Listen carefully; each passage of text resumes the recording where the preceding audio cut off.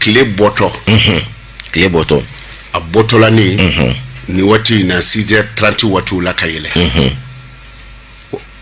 eka hasbunallahu wa ni'mal wakil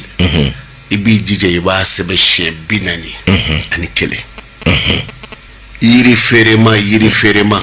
akira florio akira yiro yiri do fere kay ko sebe eko yiri ferema nyumani eko dama wolofla nyona nyini yiri qualité wolofla eko fere ni nyini angara mo kanu susu ko ke hasbunallahu nasina shebinani kele yeminke kle boto kumana eka florin kala ka koko fitini kala